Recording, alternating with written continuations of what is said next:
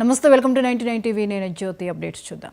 రాష్ట్ర Congress party incharge Meenakshi నటరాజన్తో కొండా దంపతులు సమావేశమయ్యారు. తమపై వస్తున్న ఆరోపణలపై కొండా మురళి, సురేఖ వివరణ ఇచ్చారు. రేవంత్ రెడ్డి 10 ఏళ్ల పాటు సీఎంగా ఉంటారని కొండా దంపతులు అన్నారు. స్థానిక సంస్థల ఎన్నికల్లో కాంగ్రెస్ పార్టీ గెలుపు కోసం కృషి చేస్తానని వెల్లడించారు. తాము ఎవరికీ భయపడేది లేదన్న కొండా మురళి, తమ కూతురు పరకాల్లో పోటీ చేసే విషయం తమకు తెలియదన్నారు. ఎవరి ఆలోచనలు వారికుంటాయన్నారు. తాము పార్టీ నిర్ణయానికి కట్టుబడి ఉంటామని, రాహుల్ గాంధీని ప్రధాని చేయడమే తమ లక్ష్యమని స్పష్టం చేశారు. ఎప్పుడైనా కూడా పనిచేసేటప్పుడు రెండు రైతులు వేస్తారు. అది మీకు తెలుసు. మీకు వ్యవసాయం చేసిన కొండమురళికి తెలుస్తుంది.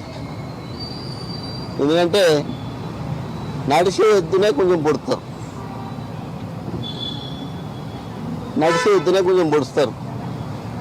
నడవని ఎద్దును కొంచెం పక్కకు పెట్టి దాన్ని మంచి చూస్తారు. ఆ ఎద్దు అనుకుంటుంది పాపం నేను బాగా చూస్తుండు అని. మరి నేను ఒకటే మాట చెప్తున్నా, రేపు లోకల్ బాడీ ఎలక్షన్లో కూడా వరంగల్ జిల్లాలో కంపల్సరీగా అన్ని కాంగ్రెస్కి వచ్చేటట్టు, మరి మళ్ళా ఎమ్మెల్సీగా ఎవరిచ్చినా పార్టీ ఎవరికిచ్చినా గెలిపించేటట్టు ఎంపీటీసీలను, జెడ్పీటీసీలను, సర్పంచ్లను గెలిపించే పూర్తి బాధ్యత మరి నేను తీసుకుంటా అని తెలియజేస్తూ వారికి కూడా చెప్పడం జరిగింది. అమ్మ, మీరు ఎక్కడ ఏ అధికారం ఏ ఆదేశం ఇస్తే ఆ ఆదేశాన్ని పాటిస్తా. మరి నాకు ఈరోజు వైఎస్ రాజశేఖర రెడ్డి గారి దగ్గర నుంచి ఇప్పటి వరకు మరి నిబద్ధతను పనిచేస్తుంది. కాబట్టి మీరు కంపల్సరిగా మమ్మల్ని ఉపయోగించవలసిన బాధ్యత ఉంది అని చెప్పి వారికి చెప్తే కంపల్సరిగా మేము ఉపయోగించుకుంటాం. మరి మీ సేవలు అవసరమని వారు కూడా చెప్పడం జరిగింది. వారికి తెలియదు. మీరందరూ ఒకటే ఆలోచించండి.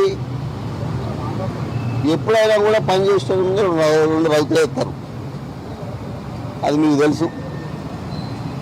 మీకు వ్యవసాయం చేసిన కొండమురళికి తెలుస్తుంది.